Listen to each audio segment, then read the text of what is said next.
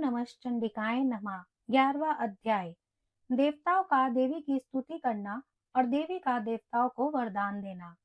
महर्षि मेधा कहते हैं, दैत्य के मारे जाने पर इंद्रादि देवता अग्नि को आगे करके कात्यायनी देवी की स्तुति करने लगे। उस समय अभिष्ट की प्राप्ति के कारण उनके मुख खिले हुए थे। देवताओं ने कहा, हे शरणागतों के दुख दूर करने वाली देवी, तुम प्रसन्न हो। हे संपूर्ण जगत की माता, तुम प्रसन्न हो। विश्वेश्वरी, तुम विश्व की रक्षा करो, क्योंकि तुम इस चर और अचर की ईश्वरी हो। हे देवी, तुम संपूर्ण जगत की आधार रूप हो, क्योंकि तुम पृथ्वी रूप में भी स्थित हो और अत्यंत पराक्रम वाली देवी हो। तुम विष्णु की शक्ति हो और विश्व की बीज परम माया हो, और तुमने ही इस संपूर्ण जगत को मोहित कर रखा है। तुम्हारे प्रसन्न होने पर ही यह पृथ्वी मोक्ष को प्राप्त होती है। हे देवी, संपूर्ण विद्याएं तुम्हारे ही भिन्न भिन्न स्वरूप है। इस जगत में जितनी स्त्रियां हैं वह सब तुम्हारी ही मूर्तियां हैं। एकमात्र तुमने ही इस जगत को व्याप्त कर रखा है। तुम्हारी स्तुति किस प्रकार हो सकती है, क्योंकि तुम परम बुद्धि रूप हो और संपूर्ण प्राणी रूप स्वर्ग और मुक्ति देने वाली हो। अतः इसी रूप में तुम्हारी स्तुति की गई है। तुम्हारी स्तुति के लिए इससे बढ़कर और क्या युक्तियां हो सकती हैं। संपूर्ण जनों के हृदय में बुद्धि रूप होकर निवास करने वाली, स्वर्ग और मोक्ष प्रदान करने वाली, हे नारायणी देवी, तुमको नमस्कार है। कला काष्ठा आदि रूप से अवस्थाओं को परिवर्तन की ओर ले जाने वाली और प्राणियों का अंत करने वाली नारायणी, तुमको नमस्कार है। हे नारायणी, संपूर्ण मंगलों के मंगल रूप वाली, हे शिवे, हे संपूर्ण प्रयोजनों को सिद्ध करने वाली, हे शरणागत वत्सला, 3 नेत्रों वाली गौरी, तुमको नमस्कार है। सृष्टि, स्थिति और संहार की शक्तिभूता सनातनी देवी, गुणों का आधार और सर्व सुखमयी नारायणी, तुमको नमस्कार है। हे शरण में आए हुए शरणागतों, दीन दुखियों की रक्षा में तत्पर, संपूर्ण पीड़ाओं के हरने वाली, हे नारायणी, तुमको नमस्कार है। हे नारायणी, तुम ब्रह्माणी का रूप धारण करके हंसों से जुते हुए विमान पर बैठती हो और कुश से अभिमंत्रित जल छिड़कती रहती हो। तुम्हें नमस्कार है। माहेश्वरी रूप से त्रिशूल, चंद्रमा और सर्पों को धारण करने वाली, हे महावृषभ वाहन वाली नारायणी, तुम्हें नमस्कार है। मोरों और कुक्कुटों से घिरी रहने वाली, महाशक्ति को धारण करने वाली, हे कौमारी रूप धारिणी निष्पाप नारायणी, तुम्हें नमस्कार है। हे शंख, चक्र, गदा और शार्क धनुष रूप आयुधों को धारण करने वाली वैष्णवी शक्ति रूपा नारायणी, तुम हम पर प्रसन्न हो, तुम्हें नमस्कार है। हे दांतों पर पृथ्वी धारण करने वाली वाराह रूपी कल्याणमयी नारायणी, तुम्हें नमस्कार है। हे उग्र नरसिंह रूप से दैत्यों को मारने वाली, त्रिभुवन की रक्षा में संलग्न रहने वाली नारायणी, तुम्हें नमस्कार है। हे मस्तक पर किरीट और हाथ में महावज्र धारण करने वाली, सहस्त्र नेत्रों के कारण उज्जवल वृत्तासुर के प्राण हरने वाली ऐन्द्रिय शक्ति, हे नारायणी, तुम्हें नमस्कार है। हे शिवदूती स्वरूप से दैत्यों के महामत को नष्ट करने वाली, हे घोर रूप वाली, हे महाशब्द वाली, हे नारायणी, तुम्हें नमस्कार है। दाढ़ों के कारण विकराल मुख वाली, मुंडमाला से विभूषित मुंड मर्दिनी चामुंडा रूपा नारायणी, तुम्हें नमस्कार है।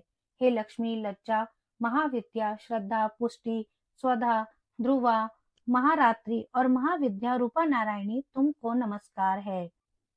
हे मेधा सरस्वती, सर्वोत्कृष्ट ऐश्वर्य रूपिणी पार्वती, महाकाली, नियंता और ईश रूपिणी नारायणी, तुम्हें नमस्कार है। हे सर्व स्वरूप सर्वेश्वरी, सर्व शक्ति युक्त देवी, हमारी भय से रक्षा करो, तुम्हें नमस्कार है। हे कात्यायनी, तीनों नेत्रों से भूषित यह तेरा सौम्य मुख सब तरह के डरों से हमारी रक्षा करे, तुम्हें नमस्कार है। हे भद्रकाली, ज्वालाओं के समान भयंकर, अति उग्र एवं संपूर्ण असुरों को नष्ट करने वाला तुम्हारा त्रिशूल हमें भयों से बचाए, तुमको नमस्कार है। हे देवी, जो अपने शब्द से इस जगत को पूरित करके दैत्यों के तेज को नष्ट करता है, वह आपका घंटा इस प्रकार हमारी रक्षा करे जैसे कि माता अपने पुत्रों की रक्षा करती है। हे चंडिके, असुरों के रक्त और चर्बी से चर्चित जो आपकी तलवार है, वह हमारा मंगल करे, हम तुमको नमस्कार करते हैं। हे देवी, तुम जब प्रसन्न होती हो तो संपूर्ण रोगों को नष्ट कर देती हो, और जब रुष्ट हो जाती हो तो संपूर्ण वांछित कामनाओं को नष्ट कर देती हो।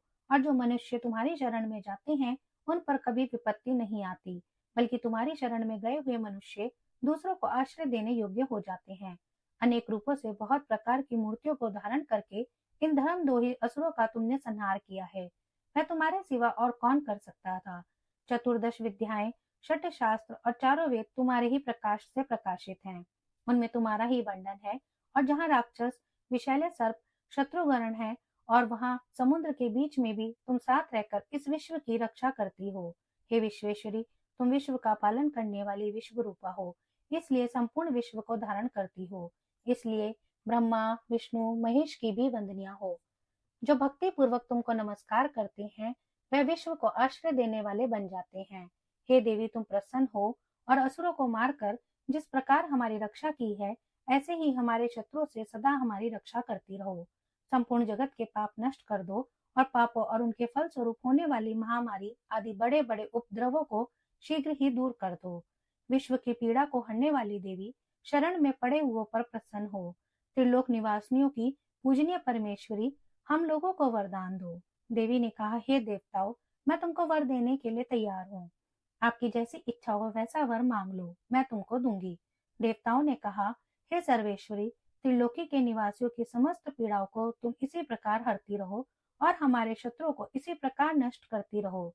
देवी ने कहा, वैवस्वत मनवंतर के 28वें युग में दो और महाअसुर शुंभ और निशुंभ उत्पन्न होंगे। उस समय मैं नंद गोप के घर से यशोदा के गर्भ से उत्पन्न होकर विंध्याचल पर्वत पर शुंभ और निशुंभ का संहार करूंगी।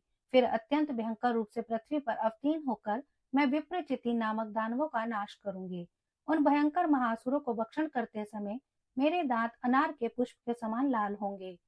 इसके पश्चात स्वर्ग में देवता और पृथ्वी पर मनुष्य मेरी स्तुति करते हुए मुझे रक्त दंतिका कहेंगे। फिर जब 100 वर्षों तक वर्षा न होगी, तो मैं ऋषियों की स्तुति करने पर आयोनिज नाम से प्रकट होंगी और अपने 100 नेत्रों से ऋषियों की ओर देखूंगी। अतः मनुष्य शताक्षी नाम से मेरा कीर्तन करेंगे। उसी समय मैं अपने शरीर से उत्पन्न हुए प्राणों की रक्षा करने वाले शाकों द्वारा सब प्राणियों का पालन करूंगी, और तब इस पृथ्वी पर शाकंभरी के नाम से विख्यात होंगी।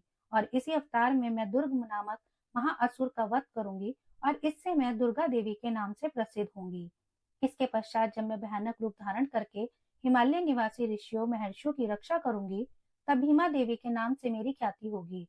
और जब फिर अरुण नामक असुर तीनों लोगों को पीड़ित करेगा, तब मैं असंख्य भ्रमरों का रूप धारण करके उस महादैत्य का वध करूंगी। तब स्वर्ग में देवता और मृत्यु लोक में मनुष्य मेरी स्तुति करते हुए मुझे ब्राह्मणी नाम से पुकारेंगे।